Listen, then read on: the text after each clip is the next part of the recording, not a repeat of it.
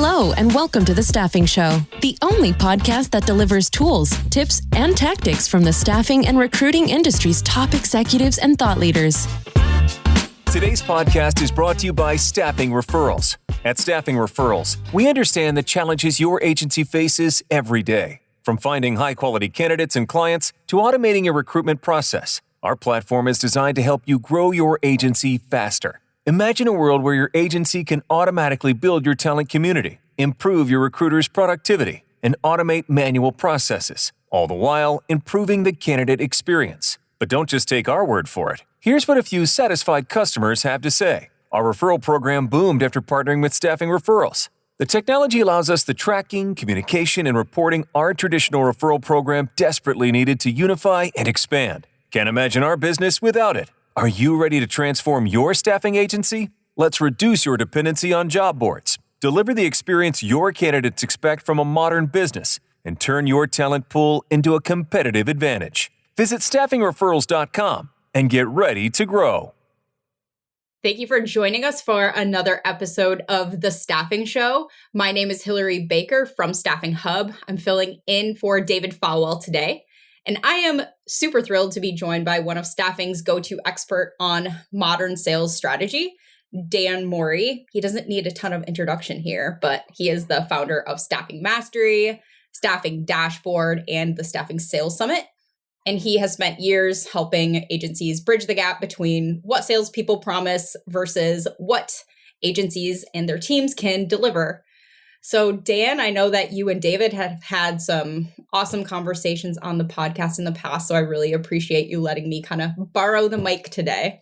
Yeah, Hillary, I'm excited to be on this side of your interview leading the Staffing Show. This is, I don't know, I'm grateful to be here as always, but I'm excited to be here being interviewed by you today. Awesome. Well, I want to go somewhere just a little bit different today. My inbox and LinkedIn have started getting hit with some of your leadership content, which I've really appreciated and have resonated really well with me. So I appreciate it.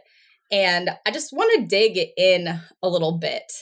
So one piece in particular that you put out recently, I think it was last week, it's called Accountability Starts with a Leader. And if you haven't seen this, it's on LinkedIn. And I'm sure if you sign up for Dan's newsletter, that would have hit your inbox as well. But basically, the core argument is that accountability problems are not always, it doesn't always lie with the person. It's leadership problems as well. So Dan, what made you want to put this message out there right now? Oof. So first and foremost, thank you for the positive feedback on the newsletter. It's affirmation that the move that we made transitioning from Staffing Monthly, the digital publication, over to Staffing Mastery Insights, focusing on deeper, more actionable insights has been a valuable one. And that's what we're trying to do. But this particular topic around leadership, I wanted to dig into this a lot more this year because we're still facing really turbulent times in this industry where, the pandemic was crazy. We're facing a multi-year downward, decline in demand for our services. So it's really going to take strong leadership to guide organizations through these turbulent times. And I've worked with countless leaders in my time, and I've seen the same patterns show up over and over again. And I'll tell you, this particular topic around accountability is because I've heard this phrase so many times that says, we want to instill a culture of accountability. And I'm like, oh, that's great. That sounds amazing, right? Like, that's what we all want. Inherently, that sounds wonderful. I think the people want that. The leaders want that. However, the way that I've seen leaders go about doing that misses the mark. And I think where it starts is leaders influence culture of organizations. If you're a leader and you do not like the culture of your organization, that's a leadership issue, not a people issue, hands down, right? So if you want a culture of accountability, it's a leadership issue. And when I see culture or when I see accountability deployed, it's usually deployed in a punitive way, and it creates this fear-based culture. And I think if you unpack that statement and you say, okay, we want a culture of accountability, that sounds great, but no one's going to want a culture of punitive measure, right? No one wants that. So I felt it was important to share my thoughts about how a culture of accountability is really built from the leadership throughout the organization. So you've seen, it sounds like a lot of leaders kind of react to things going wrong instead of kind of ensuring clarity up front. So Yeah. how does a leader catch themselves before they fall into that trap? So I love that question. And the reason why is because I'm guilty of this. Like I saw this in myself. And a lot of what I'm writing or through my own life lessons of learning this is that I too used to want a culture of accountability. And I too would react and hold people accountable when something went wrong. And usually what was happening is expectation wasn't matching my reality, wasn't, the results weren't what I wanted. So I got frustrated and sometimes I would get angry, right? And in that moment, I would react from frustration and anger. And I would be like, who's to blame? Whose fault is it? Who didn't do the thing that they were supposed to do? I'm going to go get to the bottom of this and figure out why did they do the wrong thing? And what I've honestly learned through my own growth and development in this industry from some great mentors is that was really short-sighted. When you act emotionally or actually react emotionally and you want to be punitive and punish failure, you're not actually instilling accountability. You're not instilling an effective culture. You're making people afraid and you're really losing sight of the greater goal. The greater goal is continuous improvement. You want to keep getting better. And if you keep reacting out of frustration and punishing failure, what's going to happen is you're going to shrink the comfort zone of your people and they're going to continually play it safe. And they're not going to take risks. They're not going to step into new things. They're not going to want to learn new things because they're going to be so afraid of failure that they're never going to move in that direction. They're always going to result to what's familiar. And unfortunately, as the markets move on, familiar gets outdated and it doesn't produce the results that you want. So yeah, I see leaders react based on frustration, not taking a step back and saying, hey, why did this actually happen? Did I not clearly communicate what the expectations were? Have I not shared with this particular person what their contribution is to what a successful outcome looks like? And have I not trained them how to do the work in a way that will deliver the successful outcome that I as the leader want? Or maybe have I not equipped them with the tools or the resources they need to get that result? And I think if you start looking there first, then you're going to find the answers that you want and you'll be able to lead through that in a more positive way that will actually create that culture of accountability. So there you just laid out kind of three main gaps: the unclear vision gap, the vague expectations gap, and then the people not really being equipped with the resources that they need to succeed. That's a gap in and of itself. Which of these do you see most often in the staffing agencies that you work with? Oof. I see all of them a lot, but if I had to really pick one that is the primary culprit, it's lack of clarity. I think that we as leaders, and again, I've been guilty of this myself, is we have this really clear vision in our head, and in our head, it makes complete sense. So then when we go out and then when we try to cast that vision to others, we're saying it in ways thinking that the people that we're talking to are inside our head and can see things the exact way that we see them. And that is just 100% untrue. And it's impossible. So we don't communicate in a way that's going to really clearly deliver the message to people. And what happens is it leaves them for guesswork. It leaves them saying, okay, how do I fill in this gap? Right. And then it's funny, there's this other word that I'm going to get into later with Staffing Master Insights of empowerment. What'll happen is then we empower our people to fill in these gaps.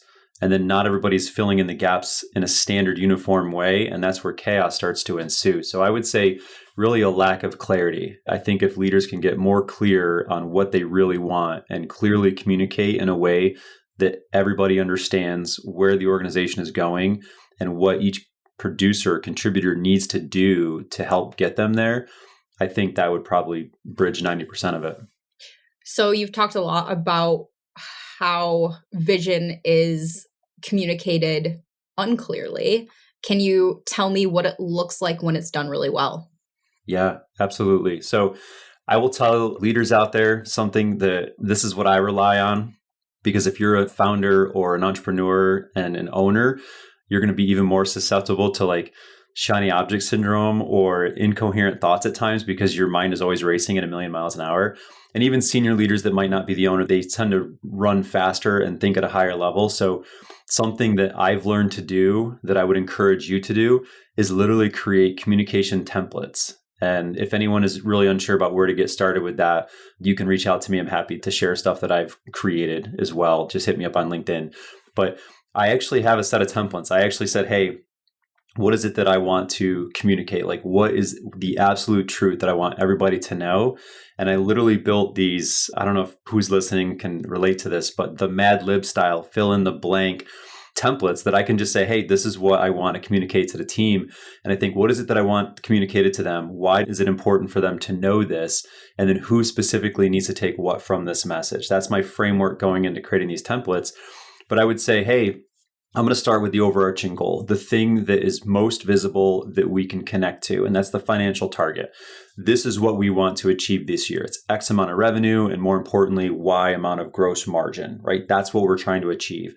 And then I get very particular and I want to convert that or translate it into the language of the producer, because recruiters and salespeople, they're aware of numbers, but they don't think about, oh, I'm going to do X amount of dollars worth of work today. Right? They don't think like that. They think I'm going to fill this many orders or I'm going to get this many clients or whatever. So then I will specifically translate it and say, if we're going to do this much revenue, this is where it's going to come from. Our existing clients need to generate this much. And here's how we're going to do this. There's going to be these account management plans. So account managers, you're going to have to do this, this, this, and this. Recruiters, sourcers, you're going to have to be able to fill this many jobs to create this positive headcount. This is your work. Salespeople, there's going to be some new logo acquisition that we need to focus on. Here's the work that you're going to have to do. And here's the campaign structure that we're going to follow this year. And if we do these things, then it's going to hit this end result. And then here's how we're going to measure our work, our progress, and our results. And I talk about the KPIs and I'll lay them out. I put a glossary of terms. I know as geeky as that sounds, I don't leave things up for interpretation. This is what headcount means. This is what a cold call means, so on and so forth. So everyone knows this, but I connect it down to the people in the organization. And then I actually will lay out, this is how we're going to actually measure our progress as far as the cadence goes. We have this annual goal. We're going to run 4 quarterly plans, and then we're going to have our monthly reviews that are fairly informal, and then we're going to have our weekly huddles. And we're just going to make sure that we're doing the work that we lay out in this plan to get to this goal. And that's how I communicate it. And that's pretty much the crux of my main template that goes out at the beginning of the year. And then there's a pared down version that goes out every quarter as we lay out the quarterly plan. And then I have literally a per weekly huddle meeting template that just takes me through, okay, producers, what did you produce this week? And everyone knows how to respond because I've given them a template. So they know exactly, this is the work that I did. This is what I was supposed to do. These were my goals for the week. This is what actually happened.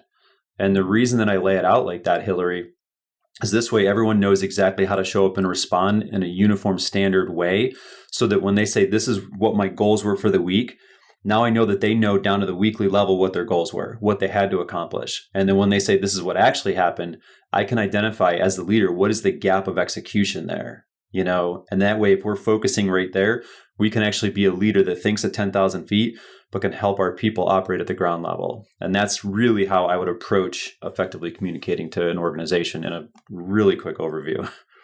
It sounds like a really tight operating system that you have dialed over the years. Thank you. No, that's amazing. So it sounds like the vision is it's the same package, but you wrap it differently for different roles, which makes a ton of sense. So another thing that hit my inbox this morning was a piece about making mistakes, how great leaders can handle them without destroying trust, without hindering performance. What does that look like when it's done well? Absolutely. And this is the second rule, right? There are 2 fundamental rules that every leader must know. We just talked about the one with clarity and leading for accountability. And the other one is your people need to know that they can make as many mistakes as they want or they need to learn, but they can't make the same one twice because this is a learning environment. And if you keep that as a bedrock mantra within your organization, you're going to teach people that you're all about learning and growth and development. So honestly, what this looks like, this is going to sound really, really crazy, but this is just how I see humans respond. So first off, let me just start this way, Hillary. It is human to make mistakes. Like, we're going to make mistakes. People are going to mess up. The phrase human error is pretty common, right? So now it's how leaders respond to those mistakes that will allow your people to either grow and develop or shy away from taking risks or growing and developing in the future, right? So I like to tell all my people during orientation and routinely throughout that exact phrase, listen, when you're here, I want you to learn. I want you to try things. I want you to, try to grow within our system. Sometimes I want you to bite off more than you can chew to see how capable are you. You're going to make mistakes, and that is okay. Now, You can make as many mistakes as you need to, just don't make the same one twice, because I need you to learn from it. Because if you learn from it, you're going to get better, which means you're going to become more successful. And that's what I want for you. And they start to understand why I want that. And then I'm going to be okay with it. So then I let them know, but when you make a mistake, I want you to know what this looks like for you. Okay. And I want you to know how I'm going to respond to it. So if you make a mistake, the very first thing that I need you to do is acknowledge it. Right? Just acknowledge it. Say, hey, a mistake was made. And then I want you to own it. This was my mistake. My bad. I'm sorry. Right? And apologize. Show like, hey, take that fully on. This mistake was made. This is what was supposed to happen. This is what actually happened. That mistake is on me. I'm sorry. And then I want you to really think about it and reflect. What is it that went wrong? Why did it go wrong? And what are you going to do differently to prevent it from happening in the future? Again, it's all about growth and development and learning from our mistakes so we can get better as people and producers, right? So that's how it looks like when they respond. Because they'll say, hey, you know what? This is my bad. I did this wrong. I should have said this in the meeting, or I should have captured this information before sending a proposal, or I should have done this thing differently. What I'm going to do differently in the future is this, right? And then you as a leader, you get to let them know, yeah, that's an appropriate next step. That's an appropriate corrective action. Or you get to guide them through that process so they start making better corrective actions. And what's really, really cool, because a leader can't be there every minute of every day, don't try to be that micromanager that it is. If you teach your people how to self-correct and take the effective corrective actions, when they make a mistake in the future, the process might look like this. Hey, I want to let you know that I messed up. I own it. I caught it. This is what I did. And then leaders will be like, yeah, that was actually the right response. Thank you. And now you're moving at a pace that's faster. And your people will appreciate that because now they're not afraid to make a mistake. They don't feel like their job is going to be at jeopardy, that their reputation is going to be in jeopardy. So that's how we do it. And where I was going in the beginning when I said it's going to sound crazy, this is actually the same accountability measure that I teach my children. I'm like, hey, you're going to mess up. You're going to make a bunch of mistakes. But the first thing is I want you to acknowledge it. Just recognize that a mistake happened. Be aware of it, that the result that we were going for didn't happen.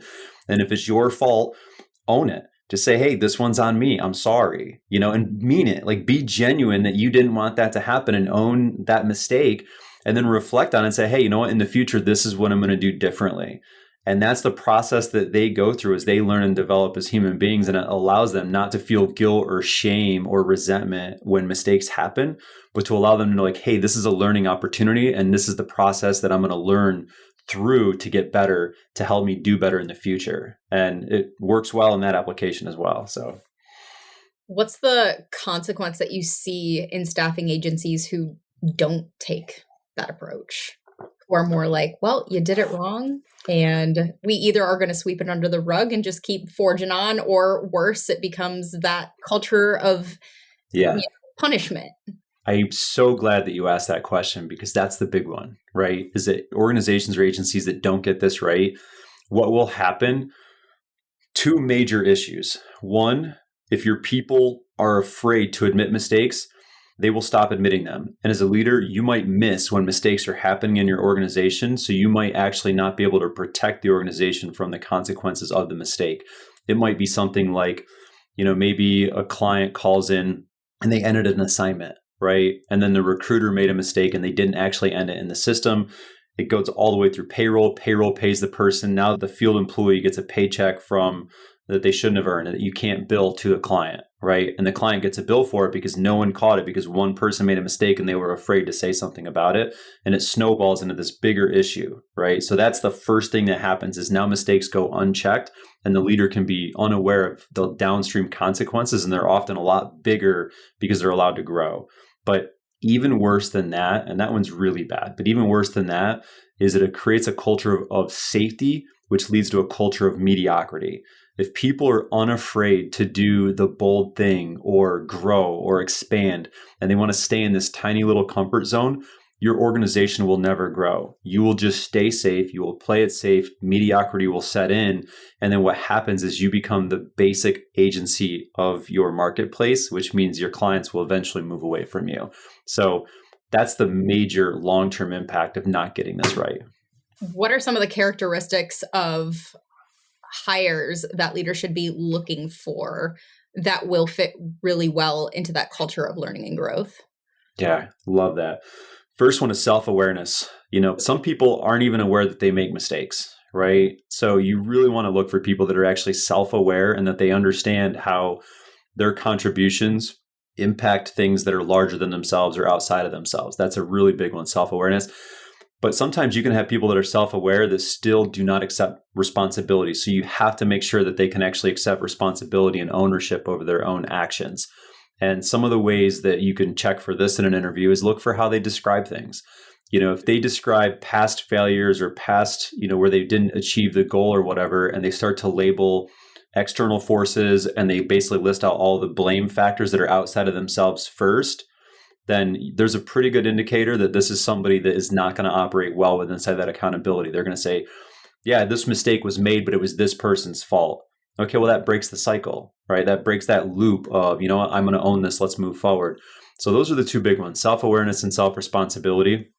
If you can get someone that can actually reflect and learn, that's amazing. But actually the self-reflection and the self-learning, as long as you get those first two, the self-awareness and self-responsibility, if you get those two in a person, you can actually teach somebody how to self-reflect, correct, adopt, and grow. So those are the two bedrock ones I want in somebody. Perfect. So let's zoom out a little bit. Last time you were on the show, you and David were talking about AI disruption and direct sourcing becoming a real competitor. Yeah. We are a couple of months into 2026 now. I don't really know how or when that happened, but are you seeing agencies really responding to that? Or is there still kind of an element of denial that you're seeing? There's still an element of denial. And it's so funny. I want to tell you a story about a completely unrelated thing that I just encountered. Not in staffing, but I know this person and they are an author, right? And they produce a lot of content. And they had a system where they would actually conceptualize the ideas, and they followed really like an Andy Warhol production style. They would conceptualize a lot of ideas. They would put the ideas out to a team of ghostwriters that would help fill in the kind of the main concepts. And then they would get the stuff back and they would really finish up the last 20% and then ship the product. And it was an amazing system. It's a real business model for this. But when AI came into place, what was happening is that team of ghostwriters that were doing the middle kind of 60 to 70% of the work, they started using AI. They started adopting it, right? And then this author was like, okay, we're getting some good response. But then the author realized, wait a second, I can just do the same thing now. And they end up just cutting out all of the ghostwriters and just implementing those tools. So the reason I share that story is these people, even though they were adopting the technology to try to make them become more valuable to their customer, at the end of the day, they worked in a fashion that actually eliminated their role, their function, their value. And I'm starting to see agencies do that. There's probably three camps. There's two primary camps that agencies are going into, and then there's this one very small camp that I'll talk about at the end. The first two, the denial camp. The people that are like, hey, this is a people business. It's always going to be a people business. And we're going to focus on the people side of it. We're not going to let technology take our jobs. We're not going to, over tech or over automate this. And that's where they're at. Those people are getting crushed right now because the customer wants more technology. They're seeing the same thing from ChatGPT and Grok and Claude and all these AI tools that everyone else is seeing. And they're like, no, that's the future. That's who I want to work with. So those agencies are experiencing declining in demand greater than any other of the three camps, right? So that's bad. If you're in that camp, just accept the fate of it. This is the new technology. This is literally like when we got websites or when we got job boards or when we got LinkedIn. This is just a new tool that we have to adopt, which brings me to the second camp. These are the people that are like, hey, this is great. I'm just going to let AI do a lot of the heavy lifting and a lot of the work and a lot of the value creation that I'm providing to my customer. Sounds great. What's going to happen is if you don't do this in a novel way, you're going to actually show your customer that they do not need you, just like the ghostwriters of my story. And if you actually do this in a way that's pretty basic, that your customer could easily replicate, they will move away from you. And the tools are available for them to do this at a greater rate than at any time before. So that leads me to this third camp. There is a small group of people that said, hey, in order for this to really work for me in the short term, but especially the long term, I need to figure out a way to use all of these tools at a rate that is faster and a quality that is better than my customer will be willing to invest to do it. That makes me still valuable and useful to my customer that will put me in that position.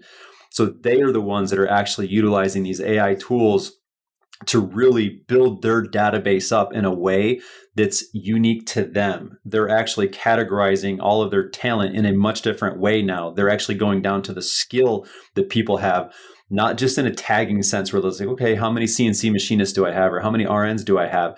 They're actually able to segment their database down into the very particular skill sets that people have.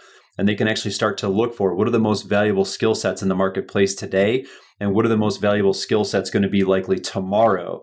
So now they can actually form their recruiting and start pulling from all of the general sources like job boards and things like that all over, and start building their database in a way that is going to be more unique to them, not readily available to the client. And they can build all these automated workflows out in a way that the client is not likely to invest in creating that infrastructure. It's going to be like, okay, I'm going to partner with this person because I don't want to invest the time and money to recreate what they've done to get the access to the people that they have unique access to. So that's really the way that I see the market going right now. It'll be fun to see how this continues to unfold this year as we get more tools and more automations hit our industry. But that's where I see it right now. What would be a piece of advice you would give to an operator who sees themselves in Camp 2 but really wants to get to Camp 3? Take a step back and ask this question. How easily could my client do what I'm doing? And if that answer is pretty easy, then you are on the brink of not being very useful or necessary to your client. So that's the first step. If you're like, how easy can my client replicate what I've done? And you're like, this is going to be really hard, and you've created a sort of a technology moat because you've packaged these tools in a unique, valuable way, then you're probably safer and more on your way into Camp 3. But that's the first question that I would ask. Yeah, that makes a ton of sense. And how do you help leaders because I feel like there can be a big risk of wanting to take that step from Camp 2 to Camp 3 of falling into the shiny object trap.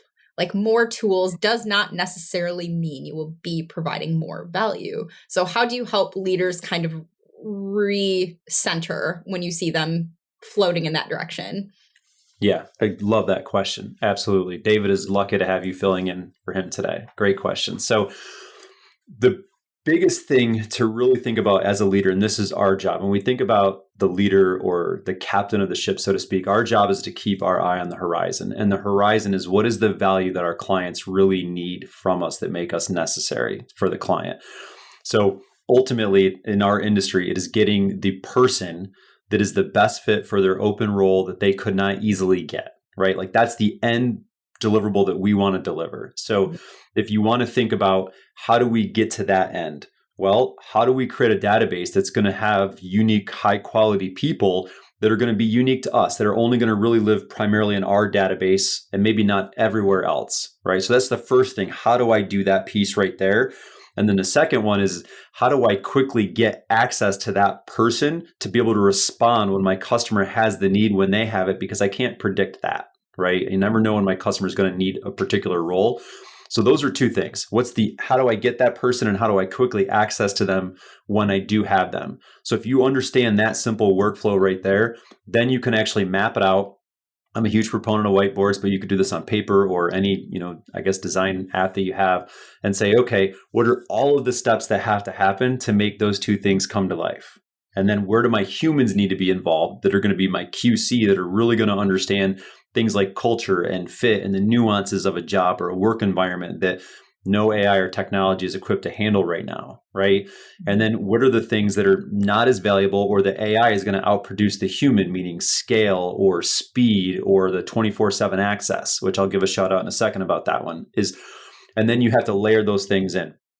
Right now, there's a lot of tools out there. So as a leader, you're going to have to be willing to do trial and error on some things. You're going to have to say, hey, I'm going to try out a couple different tools. I did this with note takers. I actually used to have 3 different note takers going on in my meetings all the time. And I would see which one is giving me the best output that I need, and then which also is going to give me the best ROI. And I landed on one particular one, and then I killed the other 2 off. So you're going to have to try some different things, but you should know very specifically, where does it fit into the process? What role is it playing within the process? And is it doing a quality task that a human should be doing? And do you have your humans doing, a speed or a scale task that technology should be doing? You should be able to map those out. And that's really the role of the leader. Going back to actually, I guess this is technically probably a two-part example. Steve Popovich, who is kind of head of tech implementation for my staffing company, has worked to add Amplify. And this is an amazing tool. He's actually got it to the point where now I think it's 40+% of our screenings are happening outside of normal business hours, which is massive, right? Because that's really, if you think about all those candidates that are being screened now because we've implemented technology and we're QCing it against humans that are checking to make sure that it's valid, we're getting 42% of our screening happening outside of business hours. That means those people probably would not have been screened prior to this technology implementation, right? So now we're getting better access to people. They're dropping into our database. They're being QC checked by the recruiters that know the clients, they know the needs, all that kind of stuff. And that's aligning those two workflows. The same thing, we had a great fear about being over-reliant on job boards. The data came out a couple of years ago that I think 70% of placements in this industry were coming from a job board and they were sourced within the last 30 days.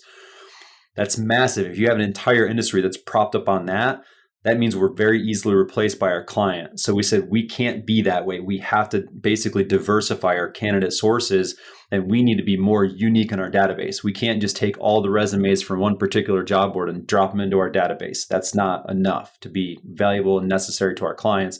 So that's where we went into building out the referral program. And obviously with the help of staffing referrals, we automated that piece of it. So now month over month, we're starting to see a greater return from the people that are referrals into our database. So things like that, you have to think about, how do I automate parts of the process where humans just don't have the ability to scale? And I'm never going to require my people to work 24/7. And that's where technology comes in. So as a leader, that's how I look at it.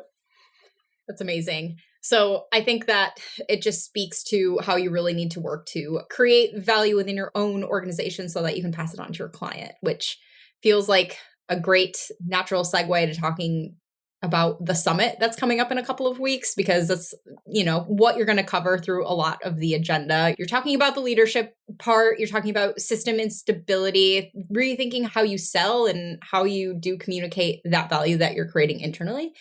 That's core to your agenda. So let's talk about the summit. It's in March. It's in Orlando. This is year 3. Tell me about what's different this year. So a lot is different this year. So we're 50% bigger than we were last year. So that's something. And we are going to sell out again. If we're not already sold out as of the recording of this, it's probably days away. So we're going to sell out again. That's not different. That has happened. We're in a different venue. We actually have moved away from Margaritaville. Nothing against that space. It was a lot of fun. It was great, but we needed a kind of a space that fit this group this year. So we're at the Reunion Golf Resort in Reunion, Florida, which is just outside of Orlando. We also have the track of leadership and producer is still there. However, the biggest difference that we have this year falls in 2 main categories. One, we've recognized that this industry has relied on this old, outdated playbooks for far too long. And we were addressing some of that last year. We were getting into literally the structure of a modern staffing sales system. But now everything that's on the agenda that's not tech and AI related, which I'll get to in a second, is all about how do people need to sell from a modern standpoint that's going to align with the modern buyer, right? Because it really is a dance. We need to sell to the buyer the way that they want to be sold to, which is fundamentally and structurally different than it was even 2 years ago, right? So everything we're building from that standpoint is going to be a workshop to teach you, how do you need to build a system? How do you need to hire salespeople? How do you need to train and develop salespeople? How do you need to lead and manage salespeople that can actually execute at a high level this modern staffing sales approach? Obviously, technology and AI plays a piece in that. So this year, we actually have 4 dedicated sessions. I resisted the urge to make every session about AI, like literally everyone else does, because it's not all about AI. AI is a tool and it needs to be used appropriately. So we have 4 dedicated sessions throughout general leadership and our producer tracks that will actually showcase real world examples, how to do stuff, which tools to do it with to basically support this modern staffing sales system. How are producers using AI to increase their influence? How are they using it to increase their skill sets? How are leaders using AI to have higher producing sales teams? So those are two main differences that you're going to see in the content. The last thing that really is still the same as a fundamental is that every year when we go through creating the summit is it's always small by design. This is not a massive conference. It is in fact a summit. It is designed for literally the top 1% of the industry that is committed to growing and developing and being their best and executing at a high level. So because of that, we don't bring fluff. There is nothing superfluous. There's nothing surface level. Every single speaker that's on the agenda is someone that has worked in this industry, that has produced successfully in this industry. They're a practitioner and they're teaching others how to do it in this industry. And they're working with the best in class people. And every session is a workshop. This is not a panel. This is not theory. Every single speaker has the charge of teaching you something that you can go implement Monday morning. And that part has been really well received. And how we actually bring our speakers back, we stack rank. The top 80% get invited back if the next year's topic is still relevant, right? And then we leave room for the 20% to bring new people in. So we've got some new speakers coming in here, Kendra Cato being one of them, Anna Frizzetto being another one, Claudette Kunitz being another one, talking about things from sales management, AI, how to build influence. So it's going to be a pretty spectacular event. So I wanted to ask about the last session on the agenda, which is focusing on two specific KPIs: average weekly value of headcount and gross margin retention. Tell me how you landed on those two. So I'm actually going to do some breaking news on this. So the last session of the summit is always me. I never want to put a speaker in that spot because that's the dreaded spot where people are kind of checked out and they're ready to catch their flight, bags in the back of the room, all that kind of stuff. I would love the summit to be immune from that. We're not. We still do have about 90% participation at the last spot of day 2. So that's actually pretty fantastic. But here's the breaking news. I'm actually not going to teach those two metrics. So if the reason that you bought your ticket was specifically for that session and to learn about those two things, just shoot me a message on LinkedIn and I will get you all the information that you need to know about those two things. I'm going to do something that no other conference does. And I alluded to it a little bit in my agenda because I was on the fence. I was straddling, thinking I really wanted to go the way I'm about to share. But I'm like, no, I got to teach something. I got to be actionable with these KPIs. I got to do metrics. This is like, I love data. But I'm going bold. I'm not going to be teaching metrics. I'm not going to be teaching data. I'm going to be teaching the most actionable, monetizable framework that I've probably ever used when attending a conference. And this is my event ROI framework. So what I'm going to take people through, I know this isn't going to answer your question, but it is going to answer your question. I'm going to show people literally how to take what they learned at the summit, right, over this day and a half period that I'm going to be concluding, and how to pick the right session to apply to the biggest constraint that they're facing so they can actually solve their biggest challenge and make the most money and ultimately the most return on their investment for getting there. And this is something that I've always done. I used to, Hillary, you would laugh. If you ever talk to some of my employees that are still with me today or my older ones, when I used to go to an event, I'd get so excited, like, oh my God, I learned this, I learned this, I learned this. We got to do this, we got to do this, we got to do this, we got to do this. And it would just like bombard people. And anytime I went away to an event and I would come back, people would be like, oh, Dan went to another event. What's the flavor of the month this time, right? And I realized like that hurts the organization. So in my own personal journey of growth and development, I realized that at any given time, there's one constraint impacting the organization, it's particularly the sales part, that needs to be the primary. That's just the way that it is. You got to fix the biggest problem first. You can't just tidy up around the elephant in the room and solve smaller problems. You got to address the big one. So I learned, how do I pick the biggest problem that's holding me back from my sales growth of my organization? And I go into the summit with that framework, or any event with that framework in my mind. And then I listen to every single session through that lens. Okay, how would this help me solve this problem? How would that help me solve this problem? Which one's going to have the biggest impact? And after a while, I'm like, this is just a simple framework. I literally created a template that I follow, that I had in my own notebook. And that's how I would go through the session. So I'm going to teach that to people. And I got to the point where I'd say, okay, if I really implement this really well, I'm going to make this much more money. The going to this event cost me whatever, $7,000, $10,000, whatever it was. This is how many ROI I'm going to make by going to this event. And I would make it my goal to always have a positive ROI for the event. That way the event is never an expense. It's actually a jumping point to get to where I want to go. So I'm going to teach that. And then I'm also going to give the people that are there in the final session to stick with me, I'm going to give them a really amazing tool that's going to help them do that same process in their business Monday morning because I'm held to the same charge. That sounds incredible. Really nice pivot. I love it. So if somebody is on the fence about either going this year or keeping it on their radar for next, what would you say to them about why this year specifically matters to attend an event like the Staffing Sales Summit? Yeah. So let me disclaim this. I want people that are serious about growth in the room, right? I'm not worried about selling tickets or selling out. Like that's going to happen. Like that's happened the last 2 years. Again, if it's not already sold out as we're recording this right now, it's going to be a day or two and these tickets are going to be gone. So I'm not here pitching people on to go buy a ticket because I need to sell tickets. We're going to sell out. All right. That's a given. That being said, to answer your question, Hillary, why should people be in the room this year if they're on the fence about doing it? This is an inflection point, right? We obviously had the pandemic, industry in flux. We've been on a 4-year kind of demand decline that we've been experiencing. We've faced, rates, kind of competitive rates, margin compression, all these things. And our industry has shifted structurally. Buyers are buying different. Buyers need different solutions from their staffing agencies. And what's happened right now with the influx of AI and technology, we're an inflection point. The people that get it right this year are going to be the ones that are going to be on the fast track to success, to dominating the market in the years to come. The ones that sit back and they wait and they want to see how things play out, they're going to get left behind. And because if you've recognized that technology is being introduced really fast and it's being adopted in the staffing industry faster than any time in history, the distance that people that sit and wait on the sidelines right now are going to have to overcome is going to be insurmountable. So this is an inflection point. And if you want to learn how the top 1% of the committed sales experts in this industry are going to be leading through this turbulence that we're facing, that's what we're teaching in this room, right? So if you're in a situation where I can't afford to get there, I hate to say it, but if you can't afford to be there, you can't afford not to be there, right? This is an investment, and I'm going to be doing something, as we just talked about, at the end of the event. Then I'm going to teach you how to get a positive return, how to implement what you're going to learn in this event to make it a positive return on the investment of getting there to the multiples, right? And I'm going to show you exactly what that looks like. So if you're like, I don't want to make this investment, I can't really afford it, go to the event.